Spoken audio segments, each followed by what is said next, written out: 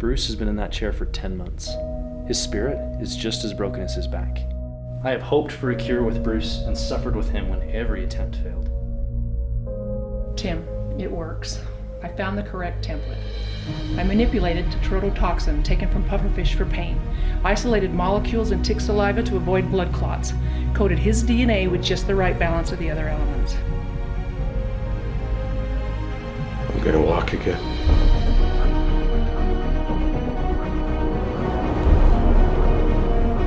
Could you perform the procedure here?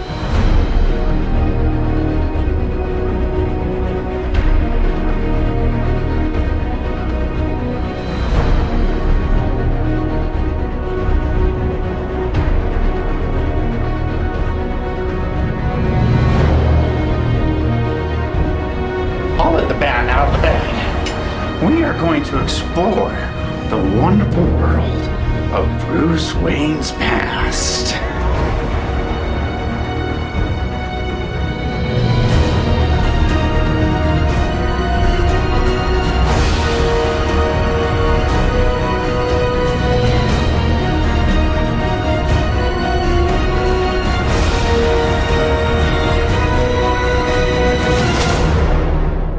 Let's have some fun. F you and fun.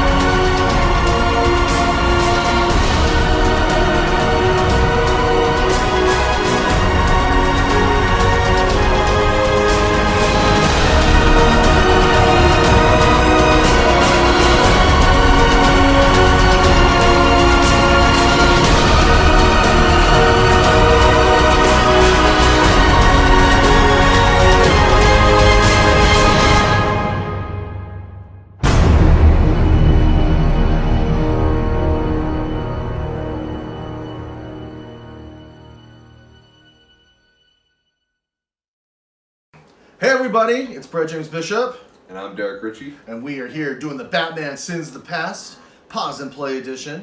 I gotta be careful with this chair, this is squeaky. Don't move. Anyway, how flattering.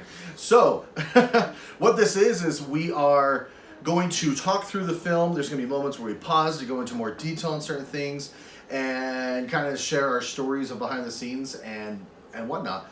Batman Sins of the Past, we released it in 2016.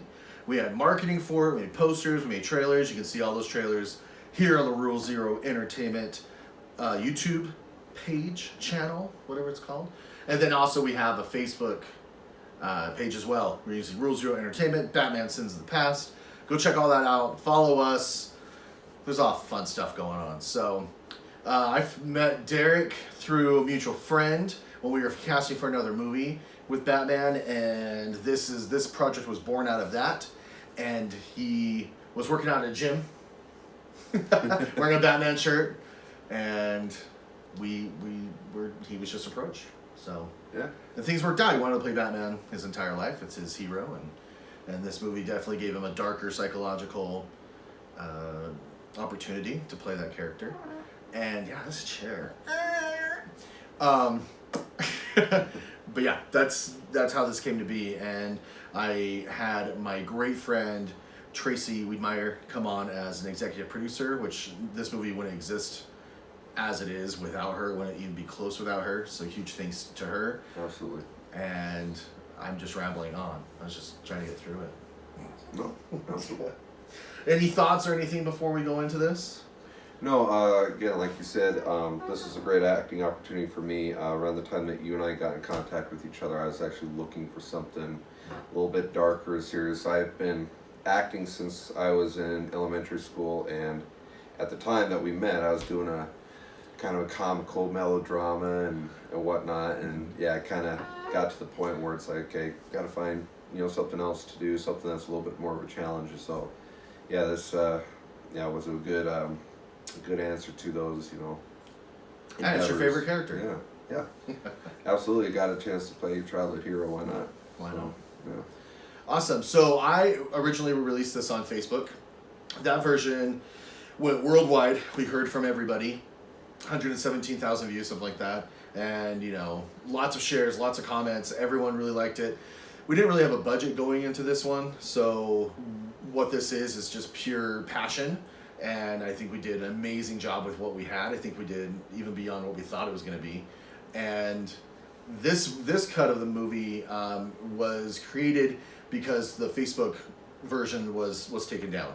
And so I went back and kind of put in different music cues. I cleaned up some audio and did some changes to it. So if you've seen the movie back when it was first released on Facebook, this one's going to seem a little bit different just in spots, but overall it's the same film, and I'm super proud of it. And not to mention, one of the most comments we've had was about how good Derek Ritchie is. It's true. No. It really was true. Anyway, all right, let's start this. Absolutely. God. Stop talking about me. All right, and play. I hope it played. Did it play? Play. There we go. There it is. So, Rules Your Entertainment. That's our old title card. This is Zach Pickard's props company he has. He's made the Bat logo. He made the Robin logo. All sorts of stuff for this. So the idea of this, I mean, I'm just talking too much. Oh well. No. But I guess that's what I'm here for. So the idea of this dream sequence, that's what this opening credit is. And it's not just a random bunch of clips from things. We wanted to show that in Bruce Wayne's dream, he's dreaming of being stronger. This makes sense a little more in hindsight once you know what the film's about, but this is our introduction in that he's healthy, he's fighting crime, he's, you know, in good shape. He's all right shape. Yeah. No, you're in good shape. And then we go back to, this is Ethan Bishop, my nephew, playing young Bruce Wayne, going to the Wayne tombstone. And this is just where all of his nightmares and dreams just kind of always gravitate to, is going back to that grave, to the scene at the cemetery, which is why we do that transition right there. Now he's still in the same place. He's just stuck. So I got you. I'm tired. Like Brett said before, is we met when Brett was trying to put together another project that involved Batman, and due to some unfortunate events, we weren't able to really get that going. But we did film a good amount of scenes to be able to incorporate into this film. Yeah. But when we hit that snag, and we kind of had this option as to, okay, what do we do now? Do we rewrite what we were originally going to do, or do we go with a different story? Of course, decided to go with this, and there was a little bit of collaborating, but all in all, you came up with the story, and when you pitched it to me, again, it was that acting challenge and opportunity that I really wanted. So it was really a really exciting thing to do. But I guess my question is what was your inspiration for writing this story? I always, which by the way, this is the best shot, best film shot. How's that in the whole movie? It looks beautiful. And I know I'm gonna answer your question, but that bedspread thing right there with the deer on it, that was made for me by a friend's mom, and I wanted to put it in the movie, so I had to at least filmed it. So, just by little Easter eggs. There's lots of them in here, personal ones and also DC. My inspiration to do this one is that shot right there. That's what I always envisioned would be so shocking to see Bruce Wayne in a wheelchair, and coming from an angle for a Batman story that we haven't seen before, and that is unique and original and gives you a lot to work with as far as that goes. And this is that my phone, or is that your phone? I think that was mine. I think that's yours. Yeah, I had not upgraded yet. I still had a flip phone at that point. And I rebelled as long as I could. That Alfred voice was my first vocal cameo. I play 3 characters in here, technically 4. I'll explain that later. This is Mr. Blake Tubbs playing. Who's he playing? He's playing Tim Drake, the 3rd Robin in the Batman comics. I knew that. I'm just messing with you. Anyway, Blake's awesome. He's amazing. That R on the front of his chest is a little too big. I don't know why. There was a reason I did that. I don't know if there was a different costume, because this jacket was, you got it initially to try to do a bat suit out of it and try to make something out of it, and then we just, because it had the sleeves, you can zip off the sleeves. Yeah. I was like, that's Robin. So we used it for that. And I don't know, so I don't know why that R is so big, but there was a reason for it. These things happen, decisions.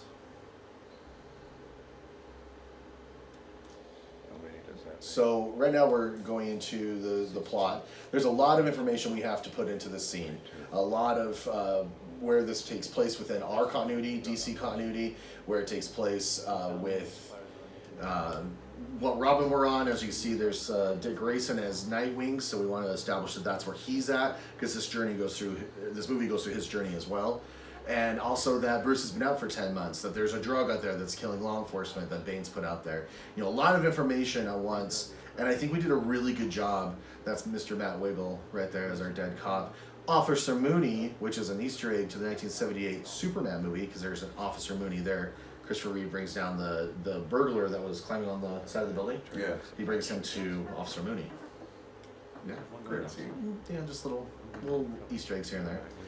I also like just how this scene rolls, that there's this intensity to it, there is almost a standoffness to it, and also we need to establish that Tim is going to be rebelling against what Bruce is saying, that he feels he's on his own, that he's taken on Gotham as a responsibility of his own, and yeah, so there was something you mentioned before when we talked about this project, that you consciously didn't really look at anybody unless they were. Yeah. Well, what's the rules? Yeah. So when you first pitched me the idea as to what the story was going to be and where Bruce Wayne was at in his career, just his mindset and everything, we were really stuck on the idea that he's I guess feeling vulnerable. He's feeling like he doesn't really contribute anymore. That he's not living up to the expectations that he set out for himself when he first became Batman. He's letting everybody down. And I think in a way, we even kind of talked about him going through some PTSD. Yes. And so consciously, I wanted there to be kind of a wall up between Bruce and everybody else. You wanted a wall up. Kind of a wall, yeah. Kind of that he has a hard time facing people and looking at people in the eye just because of all the different emotions that he was feeling, and just feeling inadequate mainly, and about everything, and a lot of guilt.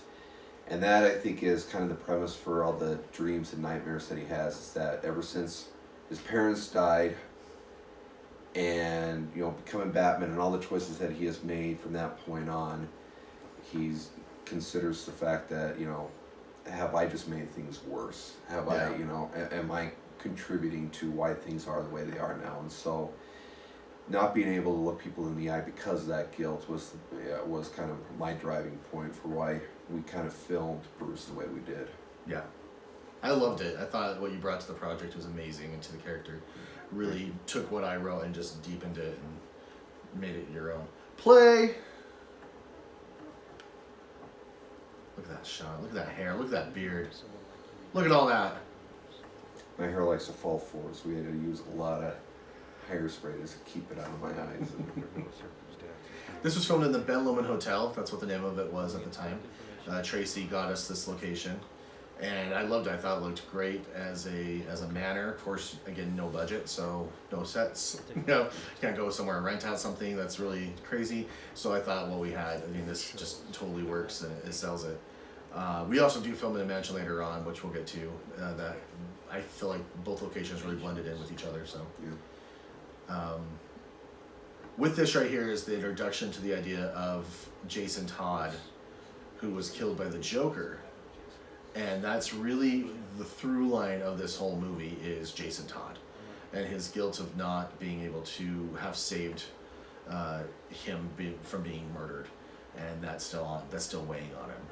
And yeah. By the way, we were discussing this little container thing that we have in here, which I think spare no expense, with your Tupperware. But right here, there's a bunch of little things in there. There's a Rubik's Cube for the Toyman.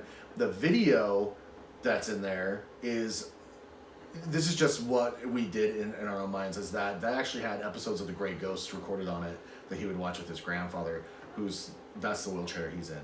And just little things of the past that he keeps in this little box, which is also represented later on in a binder, but we'll get there. And it's not that binder either.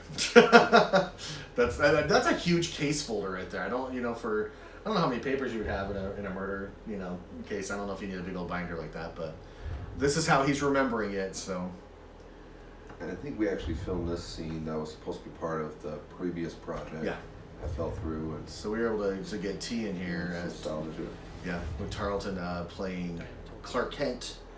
And the reason why we had him take his glasses off is because we bought those glasses, like we went into like Walmart, and where they have like the $5 frames. Yeah. We're like, can we just buy this? And so they just let us, because we don't need like any prescription or anything. So that's literally just off of just the shelf. Sorry, this chair is really squeaky. But yeah, that's just off the shelf, and so there's nothing on the lenses that prevents, the reflection to be, softened. So that's all we got is the camera guy in the reflection of his glasses. So we had him just remove him because he knows who he is. Yeah. But this is, Tarleton is the guy who found Derek. Yeah. I put all blame on him. Just kidding. I remember the first couple scenes that Tarleton and I ever filmed together. I could not keep a straight face because he's how tall is he? Like 6'5"? Something like that. Yeah, so you're looking up at him, and he's dressed up, like Clark Kent or whatever, and it's kind of a nerdy fanboy moment to look up to this guy that's like, it looks exactly like he is Superman. And so I remember I kept smiling, we kept having to do retakes or whatever, and luckily we didn't use any of that footage for this. So I saw the stills. I was able to finally figure out how to act, but. There's a lot of that, which we'll touch upon later too, where you couldn't keep a straight face, but we'll get to that. Yeah. Anyway, there's also, I want to put a note in here. I did a creative thing where I thought maybe sometimes we'll have Derek out of focus, and it was supposed to be, it's intentional, but it's supposed to be like an artsy thing that, when he gets too much into his head or whatever's going on, which I'll point out as well as we go, that we kind of just go unfocused, like he almost is in his head. But being a fan film, no budget, it's often looked at as a mistake that wasn't on, we didn't do it on purpose. But so, you know what though, Bruce, you need to get someone fired or Alfred, because there's these smudges on this window, and I can't handle that. I don't know why we never cleaned that window, but where's the janitorial team? You're slacking, Bruce. Goodness. So this shot right here in particular is supposed to be out of focus because of what's going on. People like to get nitpicky. Yeah, that's okay. This is up in Park City. This is the other location we did the mansion at. I like the idea of Wayne Manor being up in mountains. I like that idea. I think it's, instead of like Burton's films or something where it's kind of just on its flat landscape, just kind of perched there. I like the idea of being kind of hidden, almost, how bats are in nature. They're not just out on a smooth field. But anyway, Sharon Davis this is her home, and that's her car, and she said we could film there if we show the car in the movie, so there it is. Yay! For 2 seconds. But I always thought of like Adam West type Batman when it comes to because the Batmobile, the Batcave, you have to have a cave, I guess. Yeah. Anyway, I always thought it would be good there. So Tracy is wearing a jacket over her hand that she'll be wearing in the next scene. And the reason why she had the jacket like that was... Yeah, didn't she cut or break her... She was cutting, I think she was doing something, but anyway, she sliced it right open. So you can actually see the bandages and stuff in a second. Which I thought was funny. Tell us about Tim. What's going on with Tim in this scene? So Tim in the scene, obviously he has a lot of responsibility on his shoulders, trying to protect the city and whatnot, and trying to stop Bane and the drug that Bane's producing. But at the same time, he can see that Bruce Wayne hasn't given up. He's still trying hard to help Tim and to find a cure for the Bane drug and everything. Yeah. And I think because of that, a really deep bond has formed between the two, helping each other out, but on different sides of the spectrum at this point. But Tim sees all the struggle that Bruce goes through, and the fact that, you know, one failed attempt after another to find a cure Right. has really gotten to him. And Because it's almost like Tim goes through that too. Like he kind of holds his breath to see if this next one is going to be the one that cures him. So Bruce's outlook is, let's just keep working on it, keep going. Where Tim's is, I've been through this, and it's almost he's telling himself that I need to accept the disability. yeah. That I need to accept that he's you know, The thing I like he's going through it as well. I think the thing I like about how you wrote the character, and especially Blake's portrayal of the character, is, you know, I think in comparison to the other Robins, Tim was really very conscious and aware of Bruce as opposed to being out there for himself. Right. He was very much a team player more so than I think that Jason and even especially Richard Grayson was. Yeah. So, Just say it, Dick Grayson. Dick Grayson. Dick Grayson. He was a dick. He was. This is Trace's and my first scene together, and I think it was the first day that we actually met too. So Yeah, you know, Yeah. just 4 guys and a gal going into a hotel room with a camera, yeah, it didn't look bad at all. bringing their own bed. our good friend Matt Priest, he was a massage therapist, and so we needed a table for this operation they're talking about. So he was gracious enough to bring it in, and so that's where it's, I guess, 3 guys and a girl, not 4. But it was fun. And I mean, we were all high up on spirits. Our spirits were great on this, and we're excited and to just embrace this and go forward. This is one of the first major days, wasn't it? On Yeah. this one versus kind of what we shot previously and use that footage for this. This is the first time. This was the first day of actually filming since the past. Yeah. Which is why there's so much in this location, specifically like this bedroom where he was talking to Tim Drake, because you know the operation. I think we at one point were going to put it in a medical wing, in the script, but you know, again, no budget, no, you know, we had to be creative. We were forced to be creative, which I think made this better. Again, out of focus on purpose.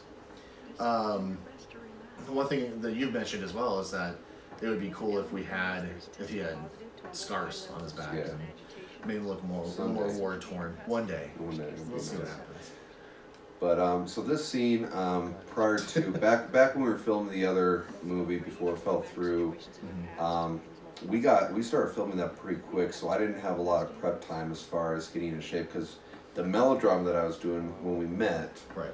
required me to be as big as possible, not ripped or showing Just a off bear. just big as possible. So I was The eating dare bear. everything, I was lifting heavy weights. So yeah, I very much so look like a big bear. And then again, after that project fell through and we started focusing on this, we had a little bit of time up until actually filming the scene where I could finally kind of trim down, because again, Bruce Wayne needs to look like he's been stuck in a wheelchair for 10 Right. months. Yeah. And so I was kind of struggling to lose the weight so that I could look a little weathered away, and luckily, just so it happens, I got pneumonia for 3 months, and that helped me trim down quite a bit. He licked a So, lot of door handles and yeah, I was doing railings. security at a homeless shelter, and so caught a bug, and there you go. That was the best diet in the world if you want to get in there. That and mono. look weathered away in a wheelchair. Really quick on this shot, he's gonna go unconscious. So that's why this shot is so incredibly out of focus. That we wanted to make sure we were kind of portraying that, but this is hopefully the last out of focus shot as a character that he'll go through. We'll see. No. I love the reminiscing about the grandpa, though. Yes. You go back and watch that when he talks about his grandpas. Just a little insight as to things that Bruce Wayne talks about that aren't really mentioned at all, really in the comics too much. So Yeah. With this is Marcus Whistler. We're just give me a minute, but yeah, I was thinking to myself, like, if this is Bruce Wayne, he'd have the best of the best technology. He'd have a nice electric wheelchair and all this stuff, and so when we had the wheelchair that we had, we just made that part of the character. That was his grandpa's chair that he used to visit his grandpa, sit on his lap and watch The Great Ghost together, or whatever, when they spent time. As you see, this jacket, this is a straight jacket that's been modified into a Joker outfit, which we have right there. Marcus is here in spirit, or should I say the Joker's here in spirit, and I mean, this is Marcus Whistler. I've known Marcus for a really long time. He's what words? That actually made me speechless trying to describe him. He's on a whole different level as far as acting, creativity, just pure talent goes. And I remember when I was on vacation actually with my wife in California when you sent me test footage of Marcus with the makeup on for the first time, doing the voice that you guys I'm trying to work on. It's okay. You like my faces? Do you? It's okay. Ooh, that was scary. Kind of lean in, yeah. It's cool. Well, I don't know about you, but I don't have a gun in my pocket. Apparently something's going on down there. So we're having fun. F you. And fun. Just thought maybe, it's time for you to wake up. Because I'm getting really sick of this merry-go-round. Unless you want to dance. You want to dance? Just a little bit. It's okay. It's okay. It wasn't your fault. I watched Good Will Hunting the other day. Worked on or whatever, and creepier than hell. Just, I mean, really But also entertaining, just hysterical. captivating. Yeah, it's very captivating, but yeah, it's just like, I mean, he definitely made the character his own. And I know a lot of people, based on the makeup and whatnot, think, he's still from Heath Ledger or whatever. But no, if you watch him and his performance and little subtleties, this is his character, man. Here's the thing with it is, if you watch his eyes and watch his hands, you almost don't have to have the volume on, which once you have volume on, that's a whole other layer of what his performance. His performance is just so incredible as far as how layered, I know it's all the same word, he just really took the material, ran with it, but also thought it through and made very distinct decisions on how he was going to portray it. Again, his hands, it's getting annoying because I'm going to talk about it a lot. Just the performance of that. You think to yourself, like, okay, well, Joker just kind of go through his coat, jacket, whatever, but he just did this thing where he's just the character is a full body commitment. And the reason why we are zooming in so close right there to Marcus is because this is the one take we took of it for some reason, and Derek just can't stop laughing. Now, why is that? This is I think our second or third day working together, and you guys had me tied to the wheelchair the whole time, and because of that, and I couldn't really move or do anything for 3 hours, Marcus decided to have a little bit of fun during the scene, and I don't know if it was intentional or he was just really in a character, but yeah, a lot of touching, a lot of up in your face or whatever. And he's unpredictable. A lot of improv. He's very unpredictable. So you don't know when he's going to touch you or what he's going to do. Yeah, and so every time we cut the cameras, because I just started laughing, and there's a few times he got pretty close to my groin area, and I really, again, your wrists are tied to the chair, you can't really protect yourself. What kind of movie are we making here? No. But no, it was a lot of fun, and I need to shout out real quick to Wesley do. Daughtry. I always say his name is Darty. Wesley Darty playing young Dick Grayson. Richard Grayson the third. I don't know if he's the third, but basically, when we were doing this movie, it was a very short film, very short script, I should say. And then we got the idea, what if we went into the dream sequences and actually had Joker host them? Almost like a tour guide into these, to kind of put these dream sequences and flashbacks in some type of order. And then we realized the psychology of that and how insane we can go with it. And because this isn't the Joker, this is the Joker of Bruce Wayne's mind. This is the other half of Bruce Wayne. So everything, second time you watch this, second time around, everything that the Joker is saying to Bruce is literally, not literally, but is actually saying to himself. This is what his inner thoughts are. That is the demon, the inner demon that Bruce Wayne has in his brain. So that's why, obviously, the flashbacks are not exactly what happened in the reality of this world, of this Bruce Wayne's world. It's the way that guilt has twisted it and made him feel very responsible for doing this to everybody.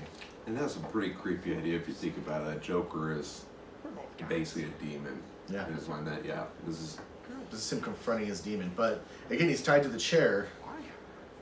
So just that alone is just where Bruce Wayne's kind of, he's kind of, I don't want to say, like almost taken captive in his own mind by allowing himself to be bound. Which, how many of us have that? We have chains to hold us down, and we have things that hold us down. And if we can just confront those things and conquer them, that's really what this movie's about. Which, I love it. See, we just get into these Joker scenes, and I can just sit here and watch it, and I get really just drawn in because everyone's with your performance too, though. It's, that's a big shiny nose right there. oh jeez. Will you guide our sleigh tonight, Derek? Horrible. Very bright light on that. Yeah. But the no, one- talk about just the artwork and everything in the background. Oh, yeah. That was a lot of little Easter eggs you incorporated. Yeah. I'll jump into that when we come back to this, because we're going to go into Vicky Vale's scene, but thank you for bringing that up and remind me.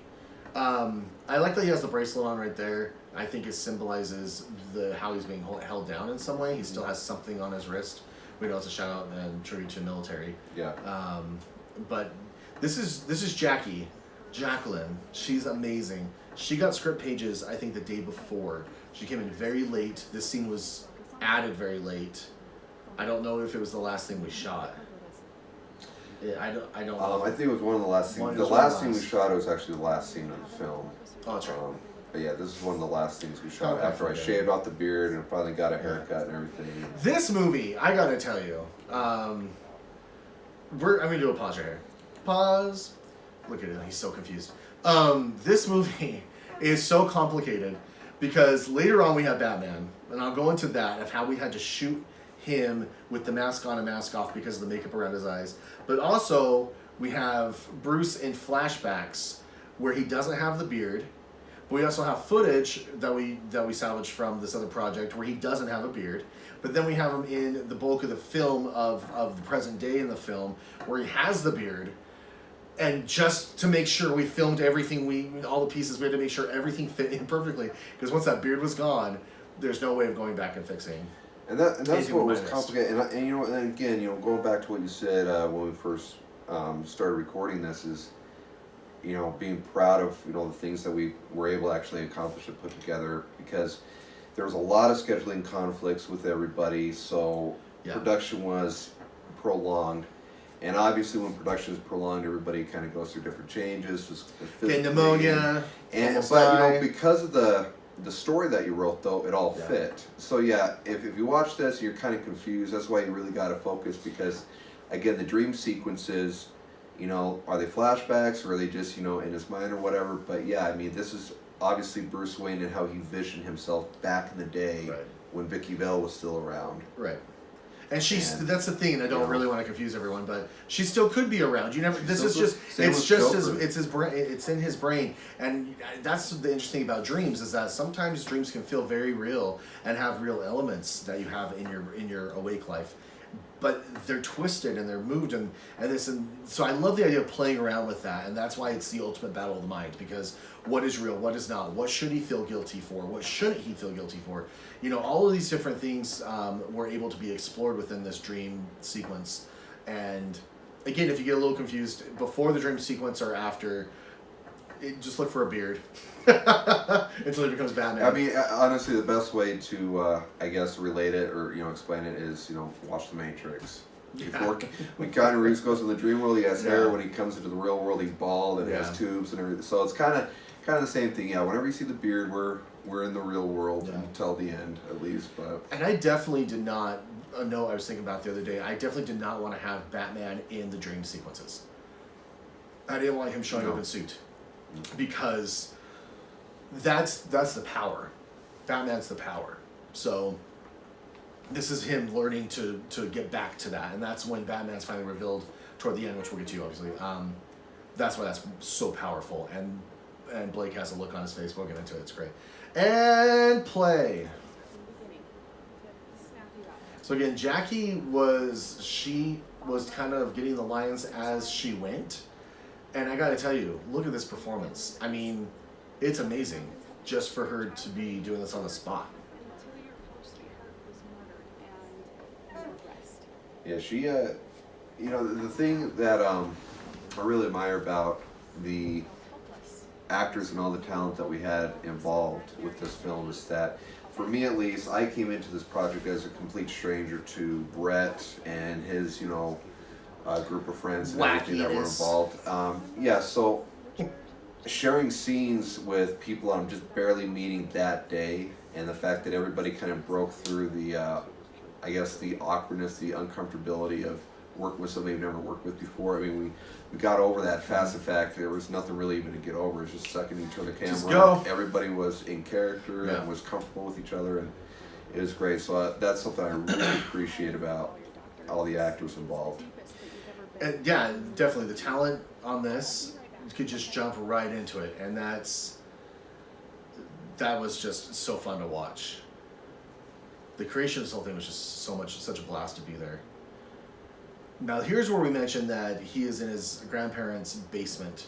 That when his parents would go out when he was younger, they would have him stay with his grandparents, and they'd have him just go downstairs into this entertainment type room, the TV and everything.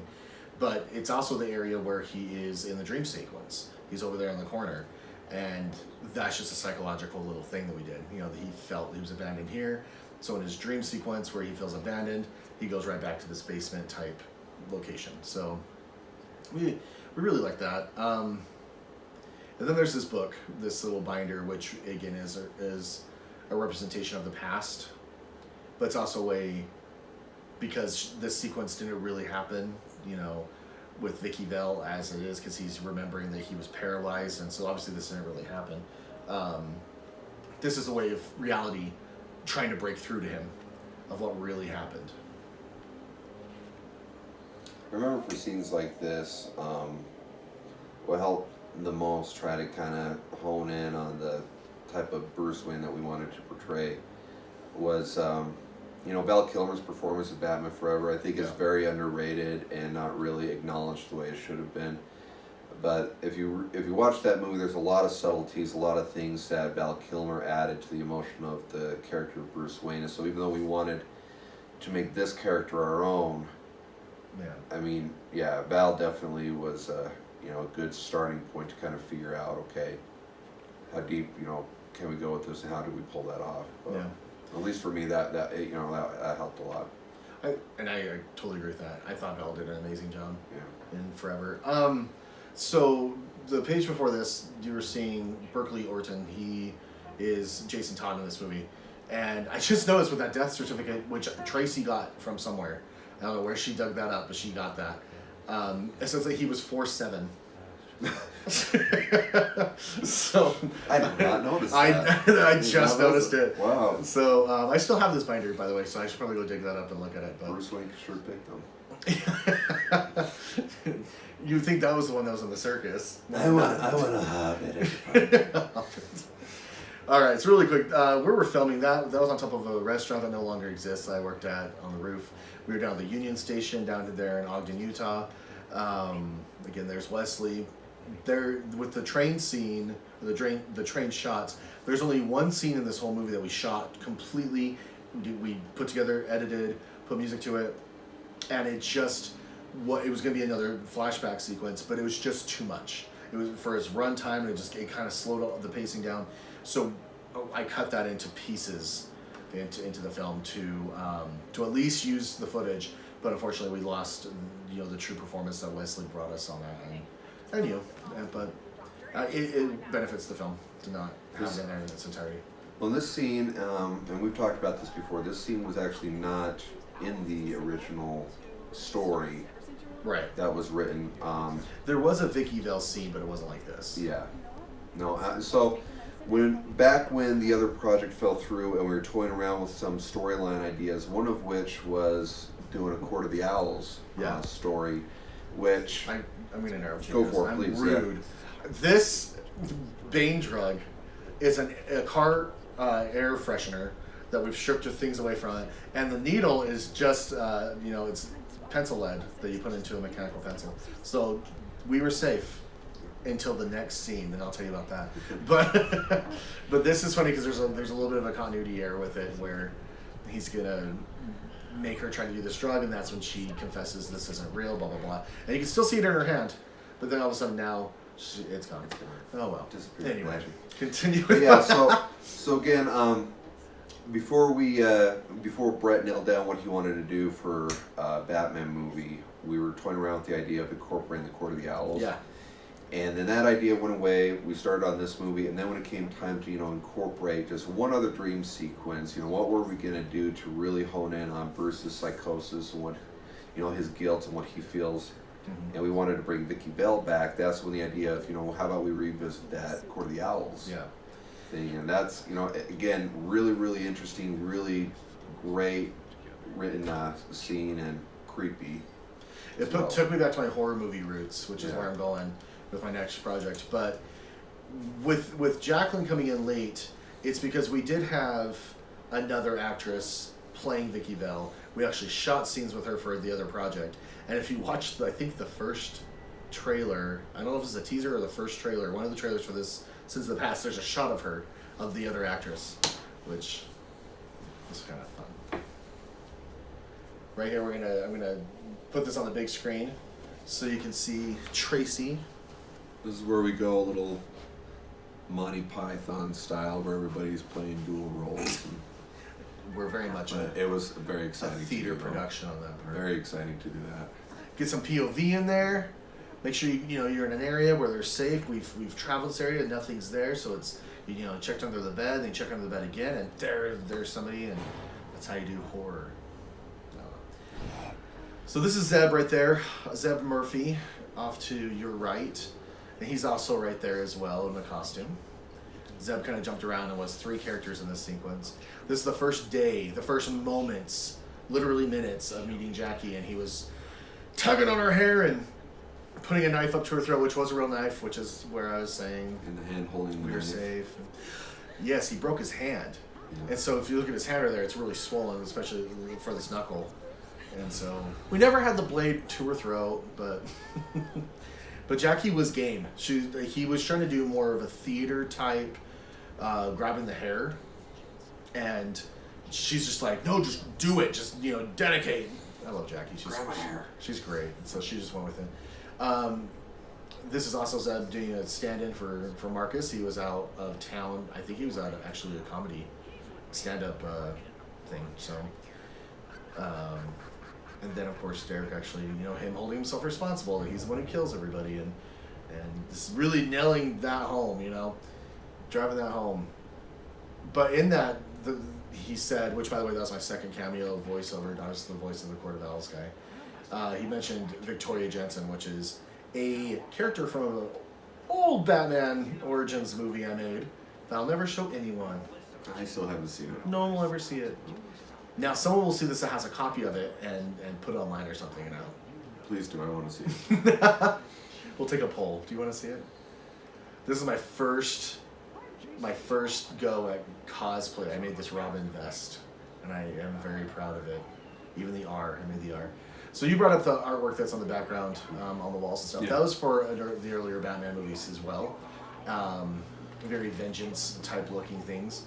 And then up on the shelf there's an award. The one award I won for Best Picture in high school for a movie I made, a horror film. So here it is. You're conquering. You have to go after Joker. You're trying to conquer your past here, so you actually allow yourself to get up. And then you find yourself in this situation where you might be able to redeem yourself for letting letting him die at the hands of the Joker. But will it work out that way? We will see. So exciting. This was actually Marcus, our Joker. This was my first day working together.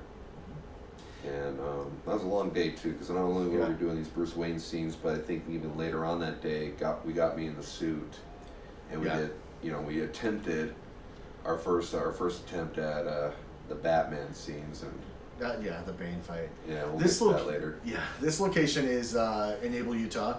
We're still great friends with them. Tracy got us in touch with them. They're amazing people doing amazing work. Gavin Hutchinson and Sandy Flores, Zeb Williams. I mean, these guys are great. I don't know if they use this particular warehouse anymore, but when we got access to this, I mean, that was just absolutely a blessing. to get this location really made the movie. And so you can hear Berkeley yelling out Bruce. Of course, on the day I just was yelling it behind the camera because to give you something to respond to. But when we finally did, like, it wasn't even ADR. I just recorded Berkeley outside of my apartment building, screaming, "Bruce, help me!" So the neighbors were probably like, "What's up? Like, what's going on over there?" But we never corrected them. We never told them. Some may still be thinking that something terrible happened. There's so many different sounds in this warehouse, you know, electrical and I added that. Yeah, so we had I remember we had to re-film, especially just that walk yeah. a few times, just because of, you know, continuity and. It's crazy. Right here you hear Bruce. That's actually me. That's my technically fourth voiceover. This is Berkeley. He's 4'7" apparently in this scene. That's the one shot that it does not have any color correction on it on accident. Whoopsie. But yeah, that's he wasn't 4'7", but yeah, this I was in an apartment complex that had some of these wooden sheds that randomly caught fire one day, and they just kind of left them there, and I was like, let's go shoot some footage and make it look like that's where Jason was left to die, and that was in the destruction of the warehouse. Turned out very well. Actually, I don't know if that's me saying Bruce right there too. It might be Marcus. Anyway, it's fun. So this little sequence right here is kind of a foreshadow. Again, you know, and it's talked about in the comic books, and even, you know, speaking of Batman Forever, but Bruce kind of sees every villain that he comes into contact with as Joker. The Joker's face is on almost each villain that he has to fight, and so again, how he just punched Joker there is a foreshadow to, you know, things to come. That's my favorite shot in the whole movie, was right there. And we're really gonna get into this one, so I'm gonna let Joker kind of finish his thing. Let me talk about Joker's makeup really fast. So all of the red that consistently runs on the mouth, the blood for the smile, that was all done very purposely. Like when there's a little drip and then there's a couple more drips, like it's not. I mean, in the continuity of the movie, it seems like it's just dripping as you were filming, but this is over multiple days, multiple times, multiple locations. So we're gonna do a pause. Look at him; he's so upset. So all of that was done as well, you know, just as something we wanted to show that the Joker was just getting crazier and crazier, and things were just getting more out of control. What I wanted to talk about with this scene's very, very powerful, because this is the scene when Bruce realizes that he can't conquer the past. This is where he is almost giving up. And what the Joker represented to him is, even though he was able to silence that inner voice, he was actually able to take out that inner demon, he also realizes that even though he's not having those words being spoken to him as speaking to himself, he realizes that he can't change the past. And he's just allowed himself to become shackled by it. And so when Jason Todd says, "Kill him and all the pain's gonna go away," that's the moment of Bruce Wayne's breakthrough, where he realizes it's not gonna change anything. And that's when Derek actually looks up, and like the light, you know, just kind of, you know, takes over his face. And all of that was all so symbolic of what we were going for with this whole movie. So the whole film has led up to this moment where Bruce, and I'm gonna play, ready, play. That's gotta be added too. Right here where he's just like, it's not gonna, you know, it doesn't matter because all of this is in my head. And so this is again where Bruce is allowing himself to be weighed down by it. As a shout out to Brett and his directing style, he gave us actors the freedom to kind of play the scene how we felt, you know, it needed to be played. So he allowed a lot of this, creativity, a lot of this freedom to really figure out, you know, how we wanted to do the scene. That's especially this scene is something I remember where he just. Yeah. So, and this is symbolic, him handing that back to him. That's eternity. That's the past. He can't take that with him. So he puts it back in the past by giving it to Jason. And here he's choosing the wheelchair. Before he was just in a chair that he was tied to that he couldn't get out of. Now he is choosing to sit in a chair that he could get out of if he wants to, but it has selected not to because he is now this broken person. And that's what this whole thing was about, was to have him go through it and face his past. Could he get past it or not? And so this is why, again, with the opening sequence, where it's a dream sequence, it always comes back to the graveyard. So that's why that happened in the opening credits, and that's why it's happening now. But this time, Bruce doesn't see himself as someone who can stand at that tombstone like he is there. This is now the past as well. Bruce just goes there to almost give up to his parents, to almost tell them, I'm sorry, I can't do it. Now this scene was our second attempt at filming. Before we were going to film it in the Ben Lomond Hotel. Yeah. And then we decided just it wasn't working. And we had so, to go back to the yeah, the epicenter of emotion of when he became Batman. And it was a really great idea to do so. And here we gotta, have my dad play his in the dad. film and play Bruce Wayne's dad, and it worked great. And I remember, Brett, when you wrote this, there's a little bit of collaboration with the both of us, but your biggest idea with this is that you wanted Thomas Wayne not to be this emotional kind of, I'm gonna hug my son character. You wanted him to be kind of more of a football coach. Yep, tough love. Yeah, and that's why we also symbolically, that's why we wanted them on different sides of the street. Yeah. Where Thomas is going to tell him, this is why the Batman's important. You're taking on all this guilt, and he's over here feeling sorry for himself and trying and just kind of succumbing to all of those horrible negative thoughts. And that's anyway. So that was why that was specifically shot that way. And then now you're almost.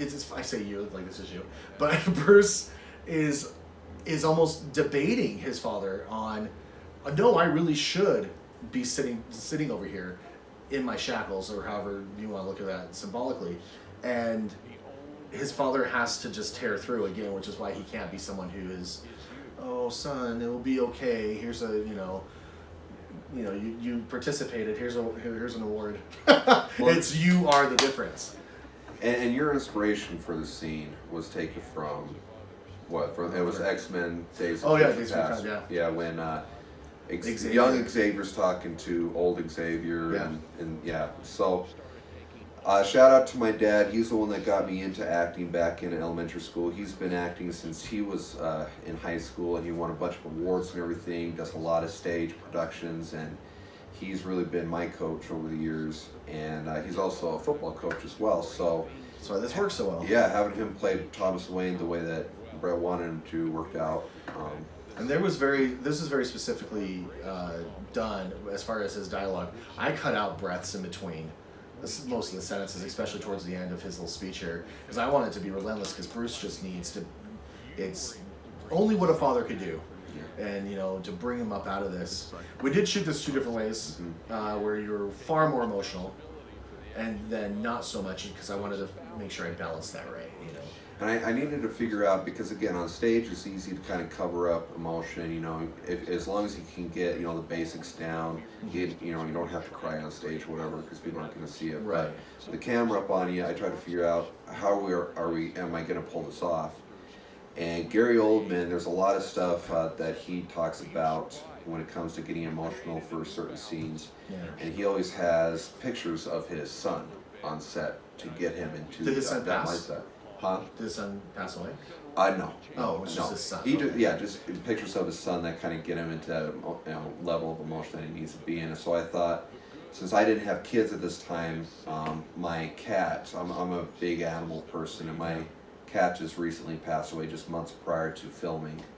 So you had pictures. I had pictures on my phone. I had a poem of him that my wife did for me when he passed. So that's awesome. That helped me. Awesome. It's not awesome, but it's interesting.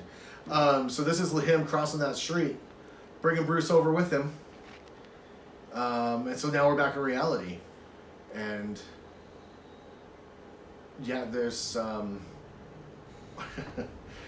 this is the fun sequence. Yeah, we don't know if Bruce is naked. Does he have pants on? This is that. I didn't realize that that's how this scene was going to be taken, but I've heard it from a lot of people saying, like, they kind of laugh because they're like, does Bruce wants to make sure he still has his pants on, or did something else happen? Oh, that playboy Bruce Wayne. And again, Bruce had tweaked with the Bane drug and everything to heal his back. So Yeah.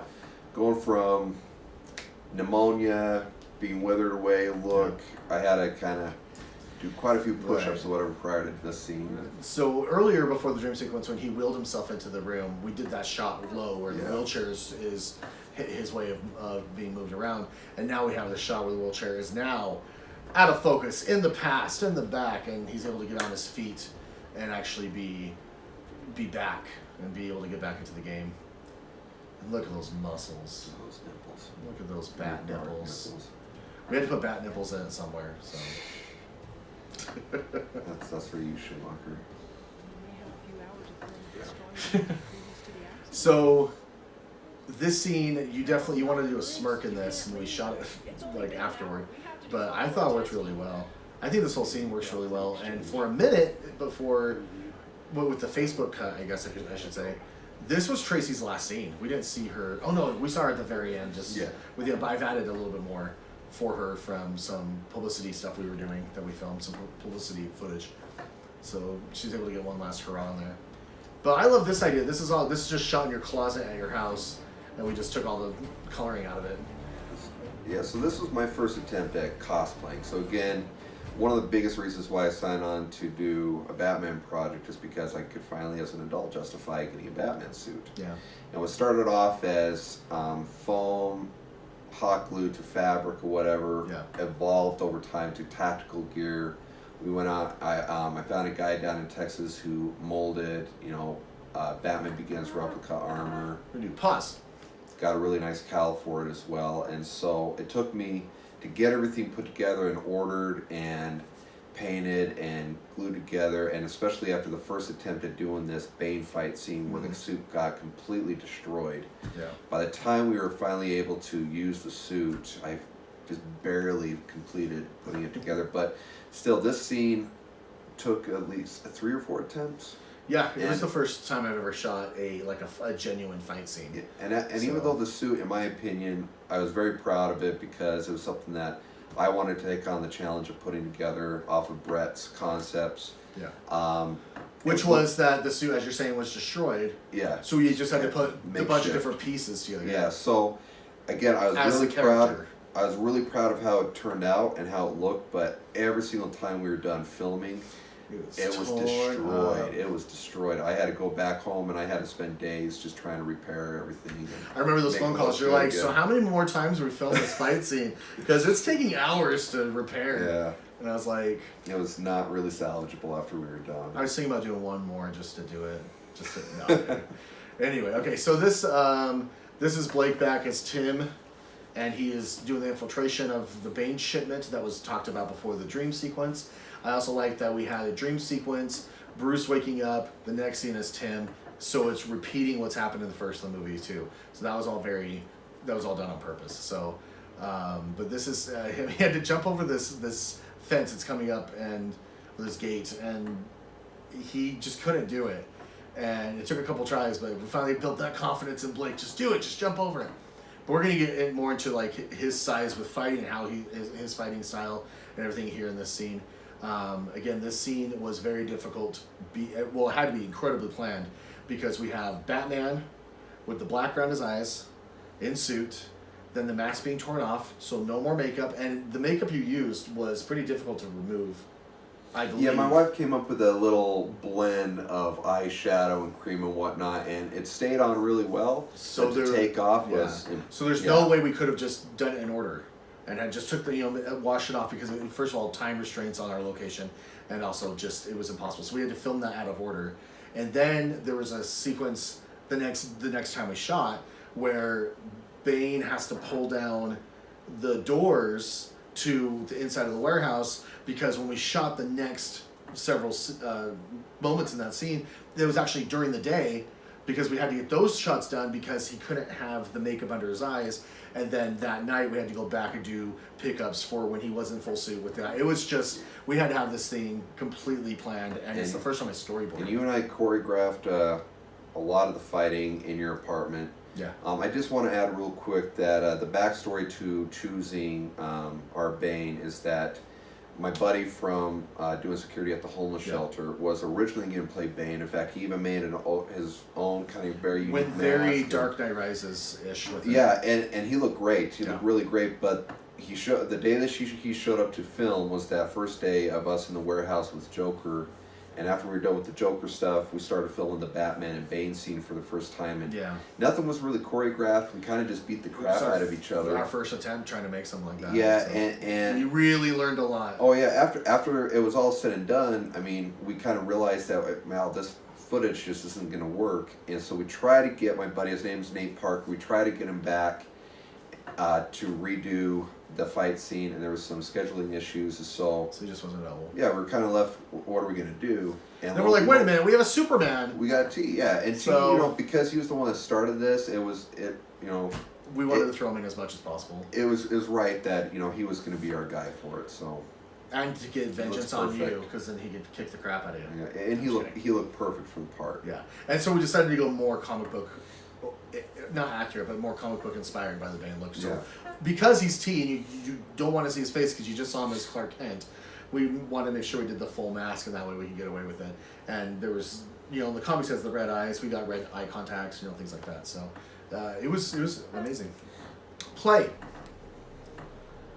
This is so earlier when I said everything is a lot of this just coming up to different moments of payoff, and I said one of them was when we see Derek in the suit for the first time, and there's a look on Tim Drake's face where he realizes, no, not only is Batman here, or he says I'm not alone, right here you see that look, but he knows the serum worked, and that suddenly is relief that Bruce is on his feet, and that it actually worked this time. So very subtle. Right here is the shot where he had to jump over the gate.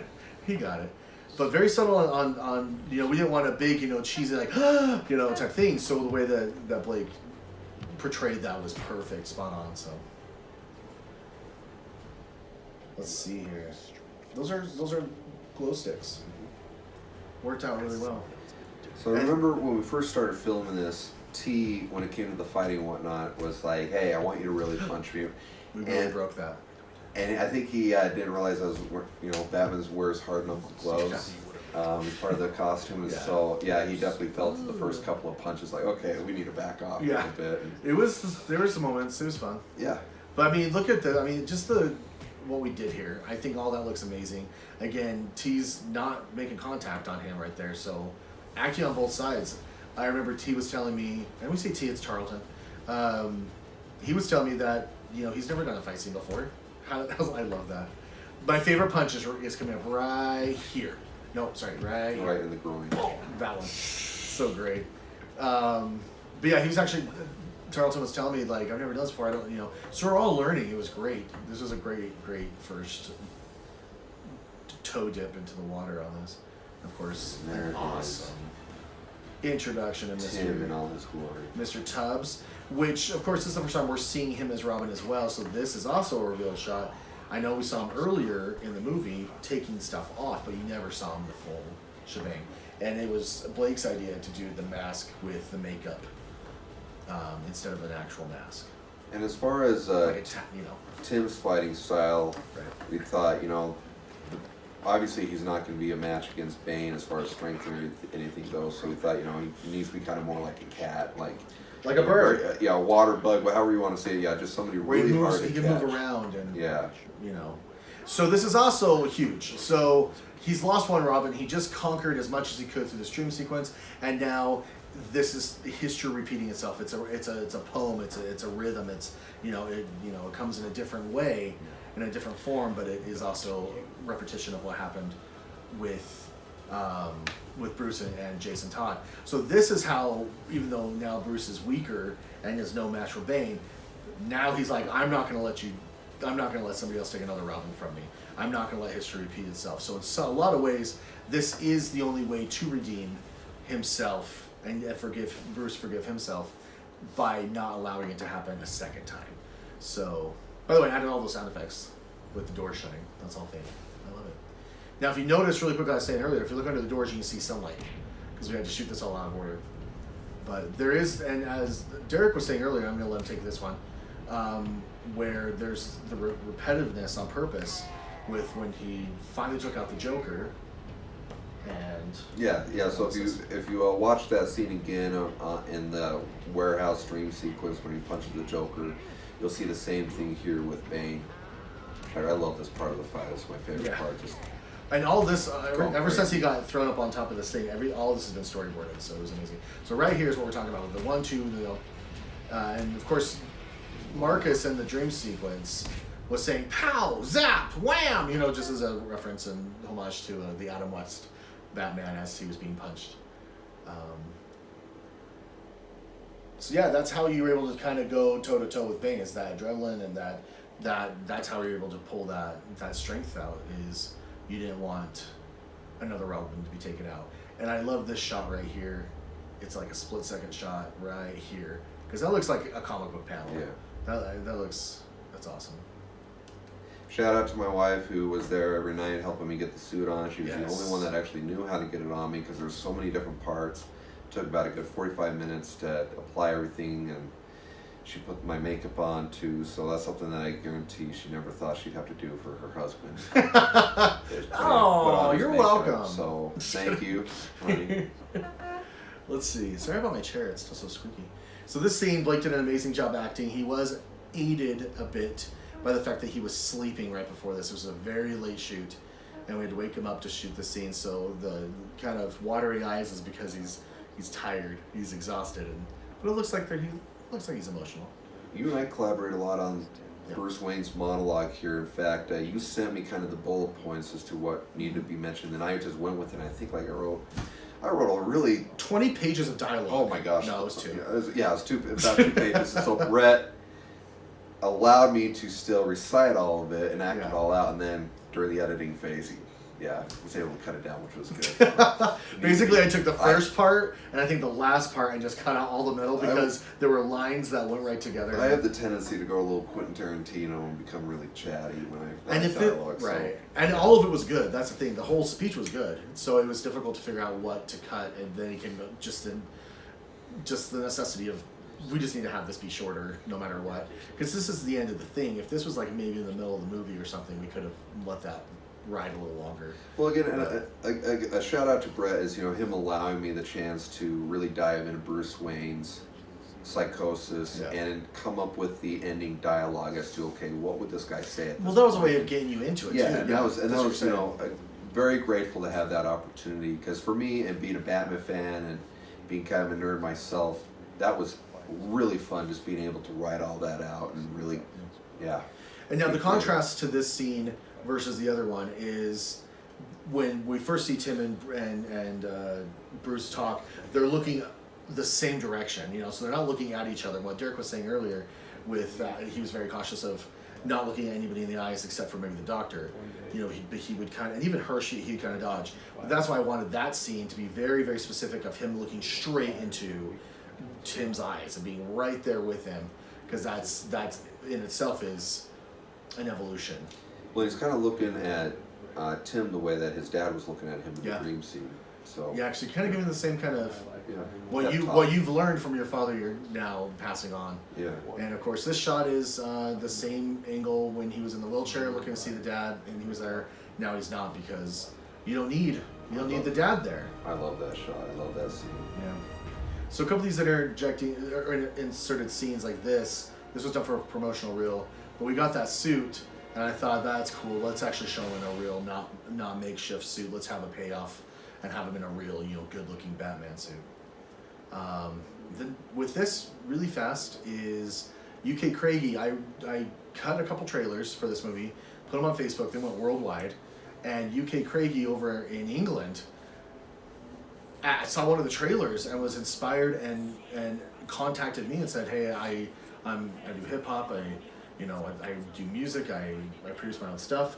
I was inspired by your trailer. I'd like to write a song." And I said, "Sure," whatever, thinking it wasn't anything.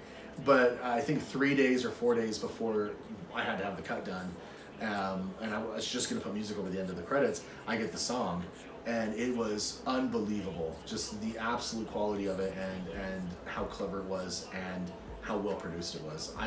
not a big fan of hip hop, but I've listened to this song probably 1,000 times. Oh, and it's great. I mean, I wasn't a big fan of hip hop, but when he wrote this song and I heard it for the first time during our premiere, Yeah. I couldn't believe how unbelievable it was. And not only is Craigie a really good talent, he is the nicest guy in the world. So if anybody who's watching this is Go check him into out. music and an upcoming artist themselves or whatever, please check out his pages. Again, UK Craigie.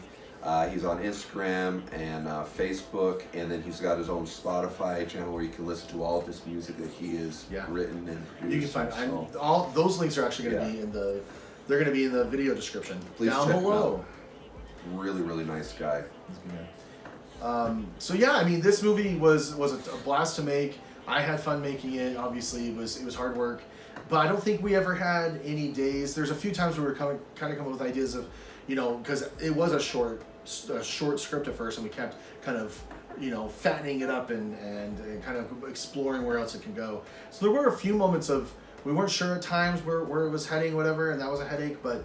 Overall, this was pretty seamless. There were egos on set. There wasn't, anybody just coming in and trying to take over, or those type of things, or any contention or anything. Like, it was just a fun shoot. It was a good time, and I think maybe it spoiled me a little bit. And we helped each other a lot. There was a lot of trust because, again, as a stage performer, you kind of already have an idea as to the story and how everything's going to look through rehearsals and whatnot. Yeah. And with this, being the first time having a camera in front of my face, I had no idea how I was going to look, the continuity, the portrayal of the character, which, again, an iconic character like Batman, you got to make sure that even though you're making it your own, you're still hitting it in the ballpark of being, what's the word, like relatable but recognizable.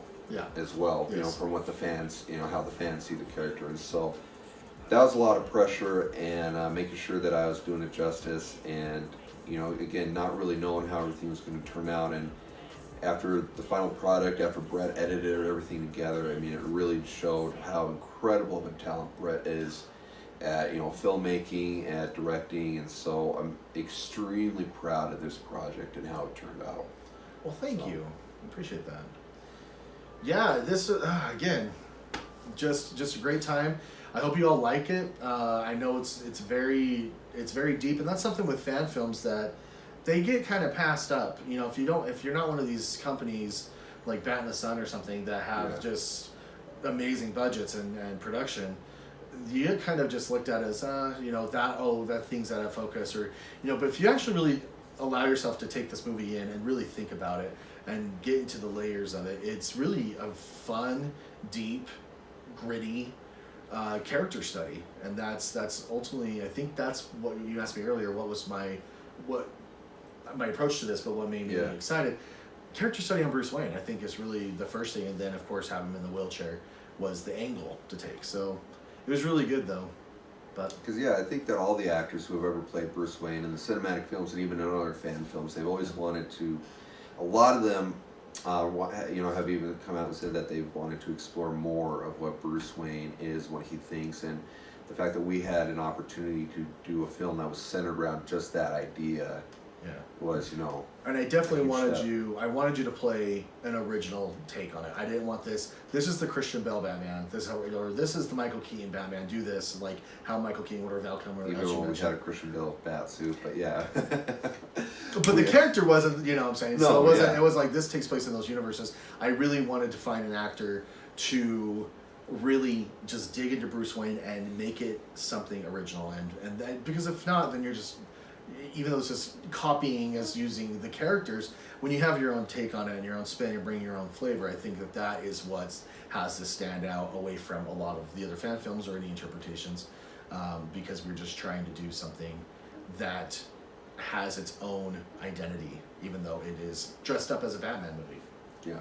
So, but anyway, this was fun. I hope you guys liked it. I was thrilled watching this again.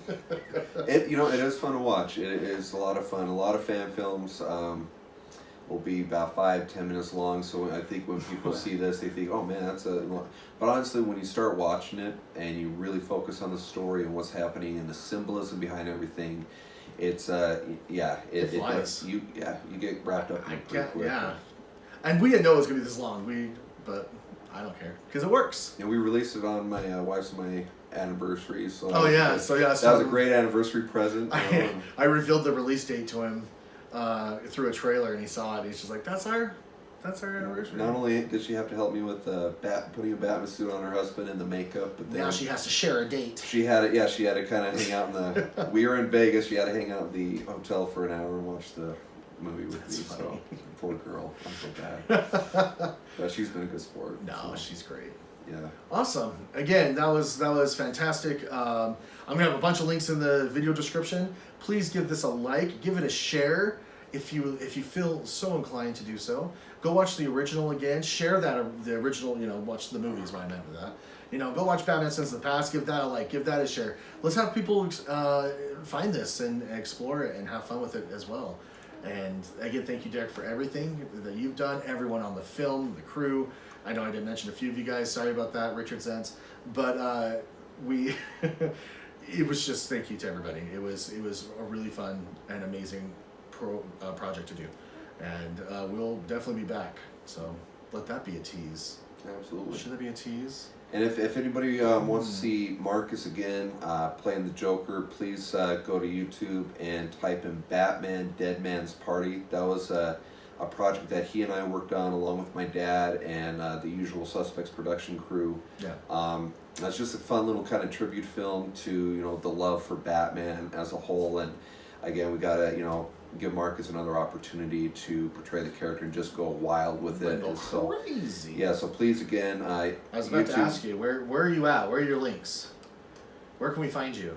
So if you're on Facebook, type in the Usual Suspects Productions. You can even go to my personal cosplay page, which is the Utah Bat Dad. And then on Instagram, just go to Batman Dead Man's Party, and that's the same thing on YouTube, Batman Dead Man's Party. That's where you'll be able to see the film and Awesome. see Marcus and doing his thing. And Yeah. it was a lot of It's fun. fun. So And thanks yeah. to Brett, a lot of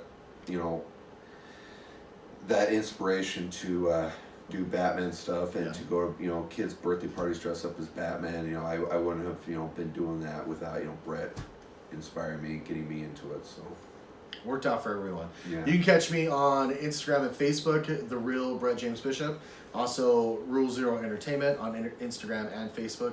There's also a Batman Sins of the Past Facebook, but definitely look into the Rule Zero Entertainment, especially on the Facebook and Instagram, because we are going to be blowing things up, and you have to pay attention if you want to see what we're coming up with, because you never know, there could be another one of these down the line. There could be a crisis coming. Not a crisis on Infinite Earths, but a crisis, I don't know. What do you think? Of duality, something like that. All right. Anyway, pay attention. We're coming up with other projects as well that aren't Batman, so together. So pay attention. Thank you so much. Have a good night. Be kind to everybody. Have fun. Drive safe. Get an Uber if you need one. Peace out.